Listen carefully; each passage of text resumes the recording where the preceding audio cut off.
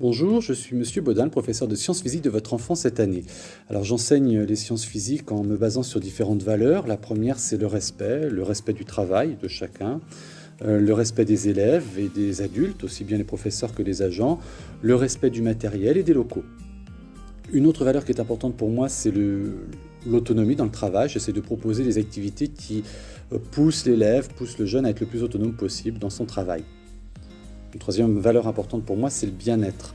Il est important que les élèves viennent rassurés en classe et qu'ils sachent qu'on est là pour travailler dans une ambiance si possible détendue, en tout cas au moins qui permette de réfléchir et d'avancer.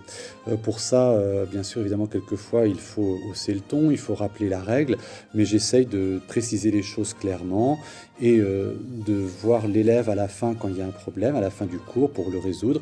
Si j'ai besoin d'aller plus loin, très souvent, je contacte les parents directement pour discuter du problème et essayer de le résoudre ensemble.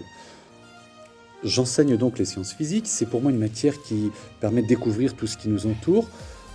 Pour le faire, évidemment, j'essaie de partir de choses qui sont accessibles par les élèves, qu'ils connaissent, qui leur parlent, hein, et avec des manipulations dès que cela s'avère possible.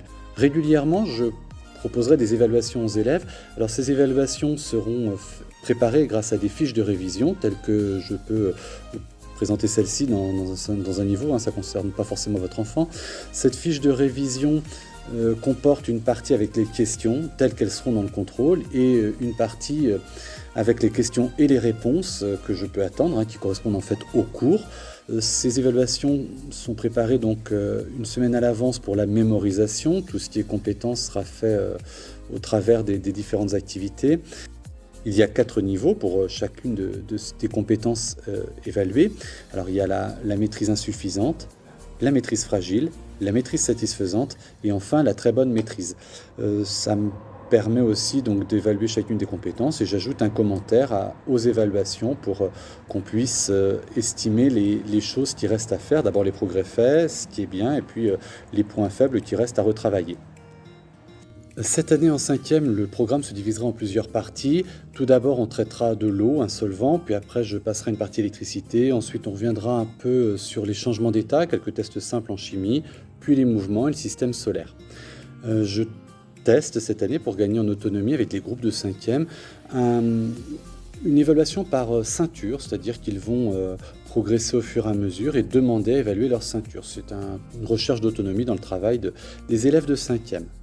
Ils auront comme travail personnel de regarder quelques vidéos parfois pour présenter les activités et puis 2 questions sous forme de QCM sur lesquelles ils devront répondre chez eux sur Pronote. Ces 2 questions seront reposées en classe.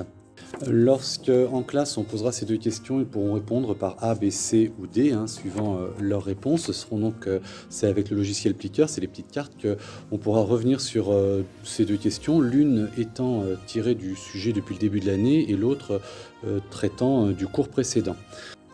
Alors les élèves auront cours dans cette salle 4. Cette salle 4 est une salle assez classique de sciences avec des éviers, des prises électriques. Vous voyez qu'il y a du travail par îlot possible, hein. Les élèves vont être mis par 2, 3 ou 4. Dès qu'il y a des manipulations, des expériences, ils peuvent être amenés donc à manipuler ensemble. J'ai aussi plusieurs tableaux, ce qui me permet en fait de leur proposer parfois, lors de certaines activités, de mutualiser, de voir ensemble comment on peut répondre à telle ou telle question. Hormis les tableaux muraux, cette salle dispose aussi d'un grand tableau sur lequel les élèves peuvent aussi venir travailler.